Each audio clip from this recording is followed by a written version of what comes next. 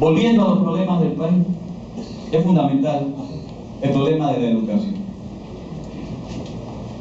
El problema de la educación es básico. Aquí están diciendo que están arreglando las cosas, pero yo quisiera que la ministra me explicara lo siguiente. Si el 22% de los niños panameños tienen subnutrición crónica, ¿cómo vamos a hacer educación? La seguridad alimentaria es fundamental como base al resto de los procesos. No es posible que los comerciantes que dominen el país hayan provocado una situación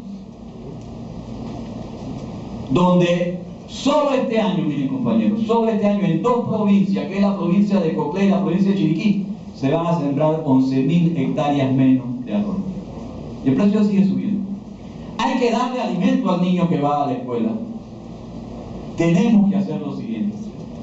Porque es fácil decir, mañana dicen, es que los profesores de matemáticas no saben nada, o no saben enseñar.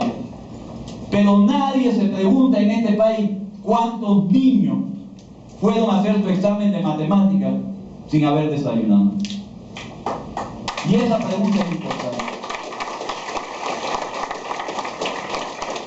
El sueño que tenemos con educación es, en efecto, que la educación sea buena, pero no una educación donde se pretende que los niños aprendan inglés solo para que aprendan a decir yes sir.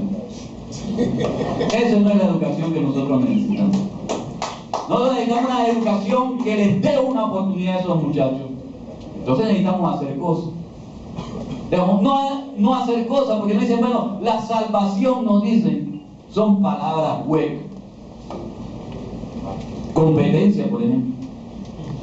La educación debe basarse en la competencia. El problema es competencia para qué. Competencia para hacer servir, nada más. Competencia para tener la capacidad de participar activamente en el desarrollo del país, eso sí. Tenemos que empezar a definir las cosas con cuidado. Entonces necesitamos cosas claras.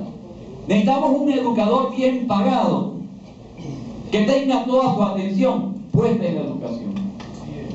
Necesitamos infraestructura. Mi sueño, les quiero decir, mi sueño es poder volver a tener educación en 2 turnos. Y para eso,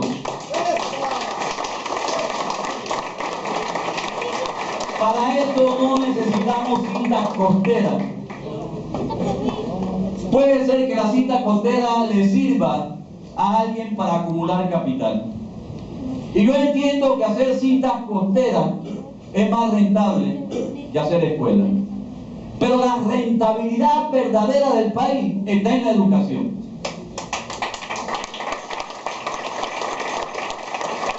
Y hay que empezar a construir.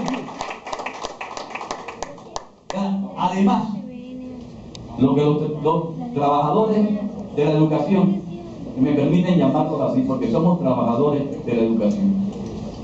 Los trabajadores de la educación tenemos que entender, además, que el educador tiene que contar con los elementos para poder educar. En estos días llegaron unos señores que iban a evaluar si nosotros estudiamos bien o no. ¿Verdad? Los padres, hubiera preferido que hubieran sido anónimos, pero bueno, eran padres. Y de hecho, una de las preguntas que andaban haciendo era si nosotros usábamos la tecnología. Y una tarde yo venía con una mochila un poco grande en la que yo cargo, ¿verdad?, un datachón. Y yo tenía ganas de decirle, de encontrármelo para decirle una sola palabra. O sea, sí, yo la uso, pero la cargo además. Porque el educador necesita eso. No necesitamos los medios adentro del aula. Necesitamos niños bien alimentados. Entonces, la prioridad del gasto público tiene que ir para allá. Educación y salud. 3 elementos fundamentales, compañeros. La clave del desarrollo, 3 elementos fundamentales.